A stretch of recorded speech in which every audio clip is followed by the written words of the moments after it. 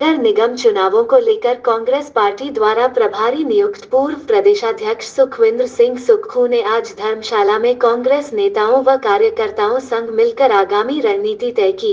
सुक्खू ने बताया कि कांग्रेस ने प्रत्याशियों के चयन के लिए कुछ मापदंड तय किए हैं और उनके आधार पर ही प्रत्याशियों का चयन किया जाएगा। सुक्खू ने कहा कि कांग्रेस पार्टी ही धर्मशाला में नगर निगम लेकर आई थी और स्मार्ट सिटी भी पूर्व कांग्रेस सरकार की देन है। पूर्व मंत्री सुधीर शर्मा और नगर निगम के मेयर देवेंद्र जग्गी ने धर्मशाला नगर निगम और स्मार्ट सिटी के लिए सबसे ज्यादा मेहनत की है। सुक्खू ने कहा कि भाजपा सरकार अपने 3 साल के कार्यकाल में धर्मशाला शहर के लिए किए गए एक भी कार्य को बता दे जो कि सरकार ने अपने 2 विधायकों के कार्यकाल में शुरू किए हैं। भाजपा सरकार पूर्व की कांग्रेस सरकार द्वारा शुरू किए गए कार्यों को अपना बताकर झूठा श्रेय लेने में लगी हुई है।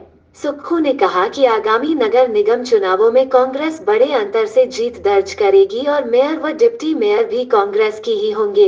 उन्होंने कहा कि भाजपा के झूठ को जनता जान गई है और भाजपा को चुनने की गलती पर पछता भी रही है।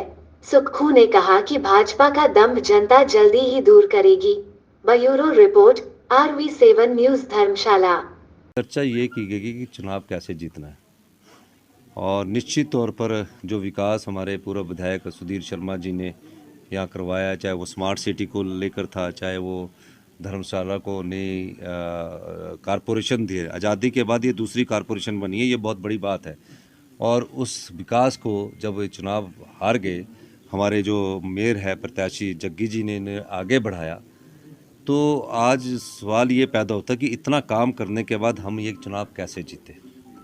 पिछले चुनावों में, विधानसभा चुनावों को पैमाना ना मानते हुए सब लोगों ने एक तरीके से एक बात कही है कि हम लोग एकजुटता का परिचय देंगे और जो प्रत्याशी है वो एक कमेटी अपने तरीके से सबका बायोडाटा लेकर बात करके फिर उसकी घोषणा करेंगे।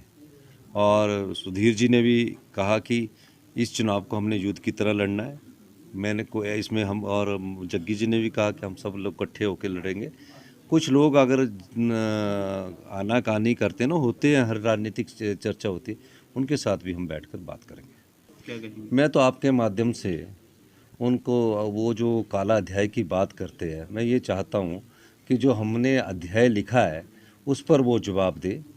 हमने अध्याय लिखा स्मार्ट सिटी किसकी देन है, हमने अध्याय लिखा धर्मशाला नगर निगम किसकी देन है, हमने अध्याय लिखा पहली धर्मशाला में केवल कार किसकी देन है। तो ये सब चीज़ें पहले इन 3 बातों का नगर निगम के जो कार्य है, इन 3 बातों का जवाब दे।